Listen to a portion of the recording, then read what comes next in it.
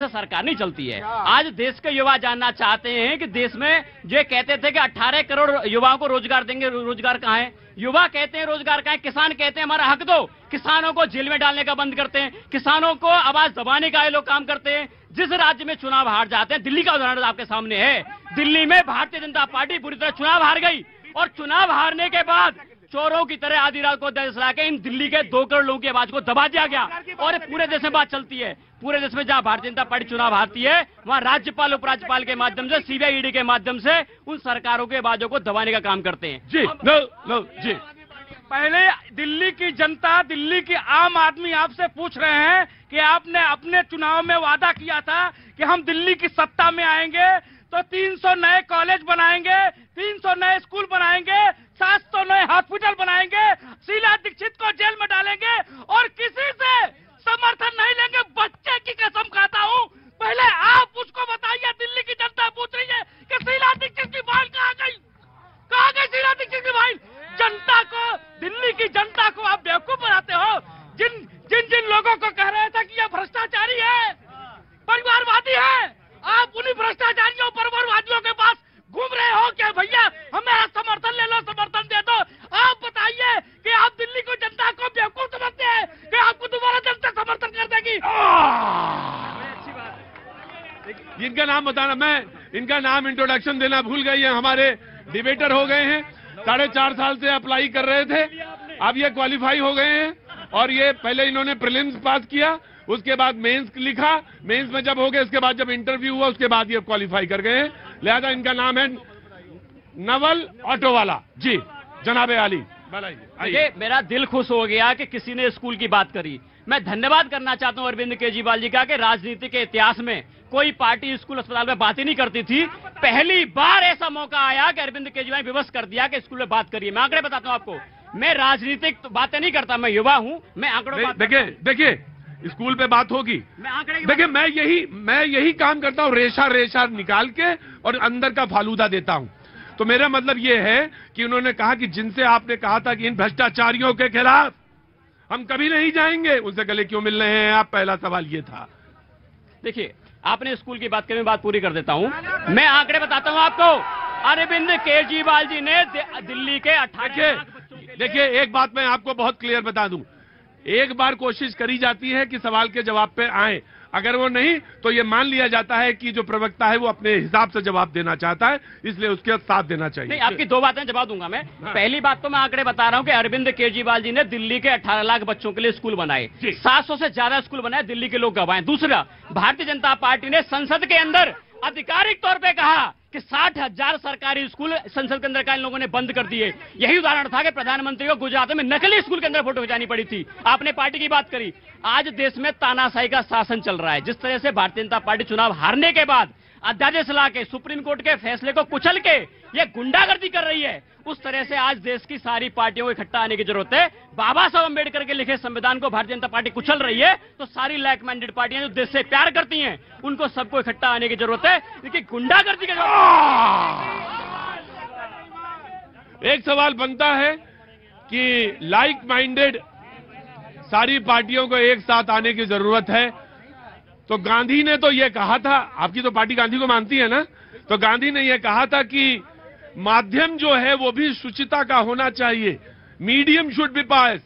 तो फिर वो क्या हुआ ये हमें नहीं मालूम। सवाल दोबारा नहीं पूछूंगा आपसे, आप परेशान मत होइएगा। जी लो बीजेपी 700 स्कूलों की बात की है। अरे कोई बात नहीं, परेशान मत होइए। 700, अरे इन्होंने गलती कर दी। देखिए लो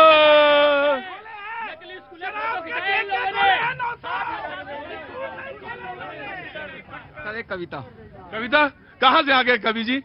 एमपी भोपाल से हूँ। अरे आ जाओ पास जाओ, सुनाओ जल्दी। देख माँ हिंदुस्तान कितना बदल गया है, देख माँ हिंदुस्तान कितना बदल गया है।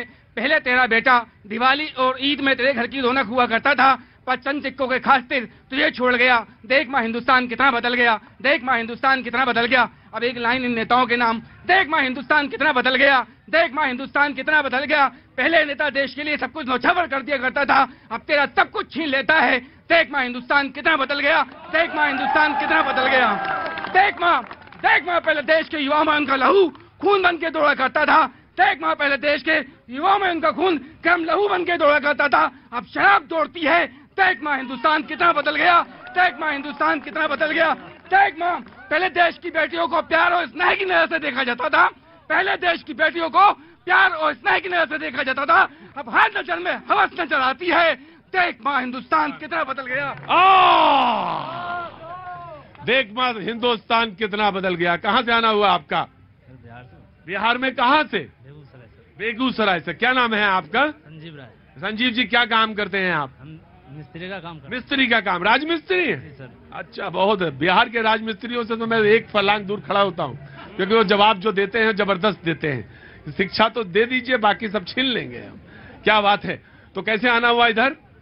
ऐसे इधर इन्होंने कोई पानी वानी पूछा था कि नहीं? पूरा पानी पिया था? एक बोतल और दो। BJP will respond and then come to Congress.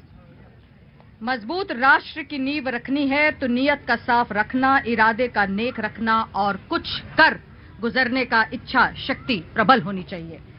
अब आप देखिए कि आज आम आदमी पार्टी और कांग्रेस किस तरीके से छटपटा रही है, क्योंकि वो जानते हैं कि मोदी जी अपने तन मन धन न्यौछावर कर रहे हैं।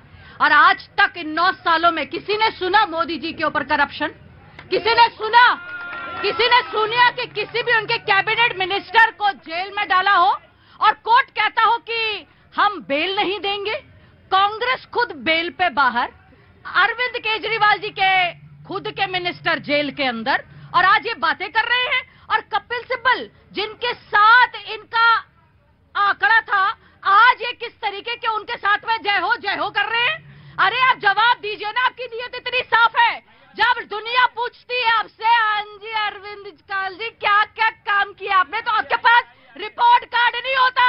आप रामलीला मैदान पे खड़े होके अपने लिए वाही करवाते हैं और कहते हैं 140 करोड़ 140 करोड़। और पता है उन 40 करोड़ों में 3-4 स्टेट्स के नाम दे दिए, उसमें इनके 40 करोड़ 140 करोड़ पूरे हो गए। अरे आप बताइए तो सही कि आपने क्या किया।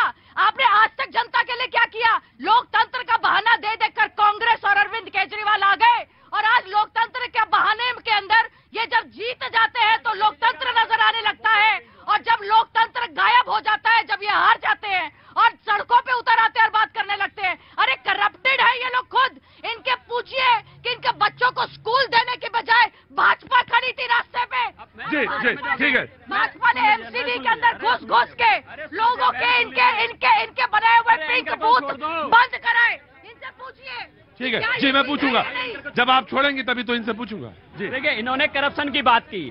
आजादी के बाद 75 साल के इतिहास में भारतीय जनता पार्टी सबसे करप्ट पार्टी है। मैं क्यों कह रहा हूं? सीबीआई और ईडी का कन्विक्शन रेट संसद के अंदर इन्होंने बताया कि संसद के अंदर 0.5% कन्विक्शन रेट ईडी का है। इसका मतलब यह है कि 200 में से 199 केस फर्जी होते हैं। आज देखिए भारतीय जनता पार्टी कितने घोटाले कर रही है। 10-10.5 लाख करोड़ रुपए अपने पूंजीपति मित्रों के माफ कर दिए। उससे सरकारी स्कूल बनने चाहिए। मैं आपसे एक सवाल पूछना चाहता हूं पवन जी। पवन जी, मैं आप इधर आइए। पवन जी मेरे पास आइए, इधर आइए। मैं आपसे एक सवाल पूछना चाहता हूं। मान लिया कि सबसे ज्यादा भ्रष्ट पार्टी है, आपके पास तर्क हैं, आपके पास आंकड़े, मैं आ रहा हूं आपके पास, लेकिन मुझे ये बताइए कि न्यायालय में आप जमानत क्यों नहीं ले पा रहे हैं? ये इसका जवाब दीजिए मुझे। आपने बड़ी अच्छी बात की। ये तो उस गुंडागर्दी की पार्टी है जो सुप्रीम कोर्ट का फैसला आया। सुप्रीम कोर्ट मैं जो सवाल देखिए पवन जी, पहले मैंने पूछा कि भ्रष्टाचारियों को गले क्यों लगा रहे हैं, उसमें तो आपने जवाब नहीं। मैं दूसरा सवाल आपसे पूछ रहा हूं कि मुझे बताइए कि 2 साल में जमानत क्यों नहीं ले पा रहे हैं? आपके 2 सवाल हैं। दूसरा तो छोड़ दिया आपने, जवाब नहीं, पहले का जवाब दीजिए। 10 सेकंड दीजिएगा। पहली बात तो ये है, आज तक भारतीय जनता पार्टी ने हमारे 40 से ज्यादा नेताओं पे केस करवा लिए।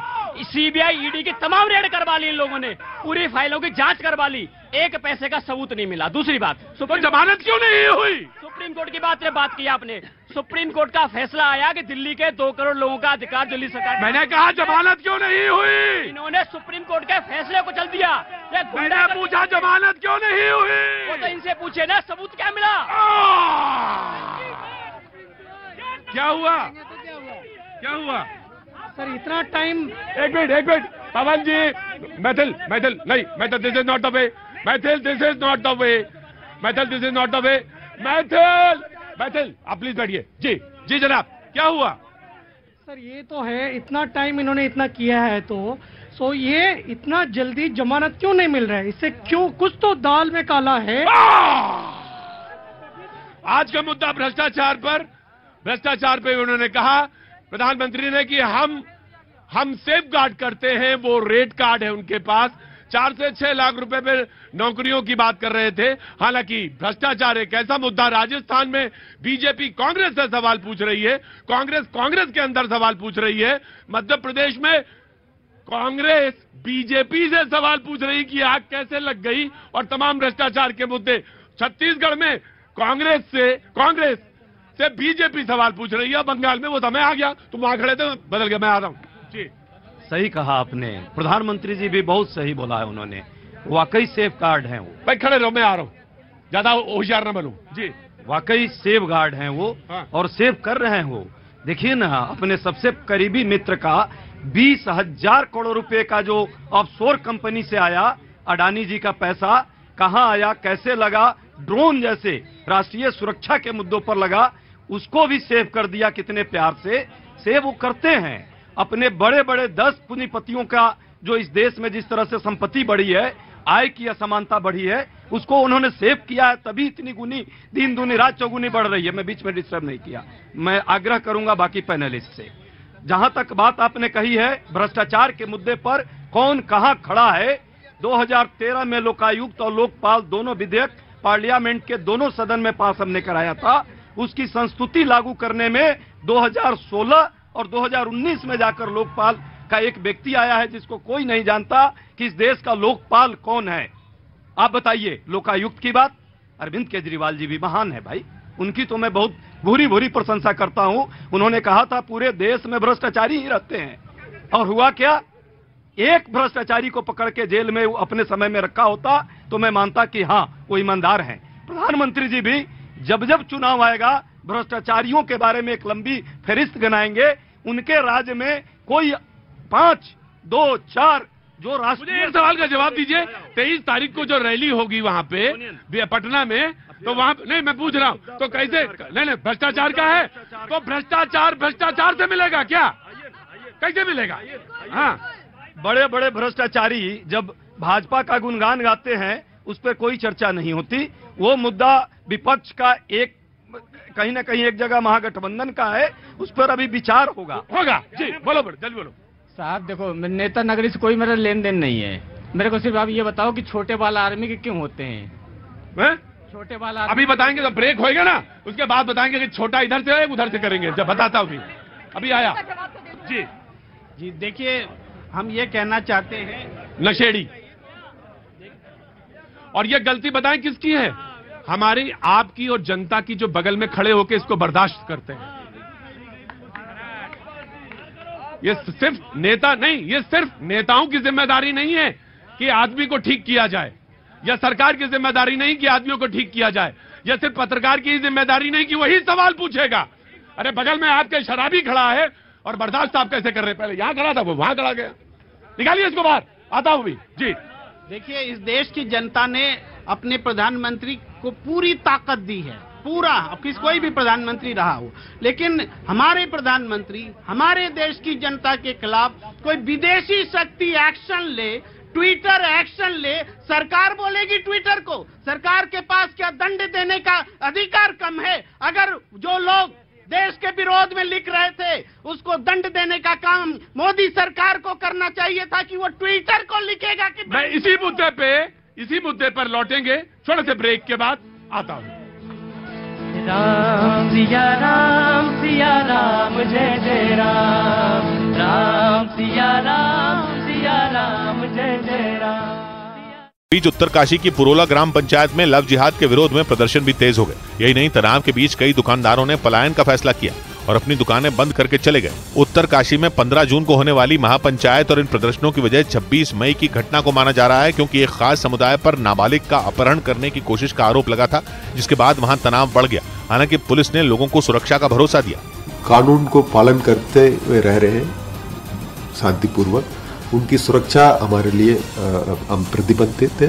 उत्तरकाशी में लव जिहाद के विरोध में देवभूमि रक्षा अभियान नाम का संगठन महापंचायत करने वाला है। इस बीच ओवैसी ने महापंचायत रोकने और पलायन कर चुके लोगों को वापस बुलाने की मांग की। उत्तराखंड में कथित तौर पर लव जिहाद के मामला आने से लोगों में आक्रोश बढ़ने लगा है। ऐसे में देहरादून जिले के डोईवाला में एक वाकया सामने आया, जिसमें हिंदू संगठनों से जुड़े कार्यकर्ता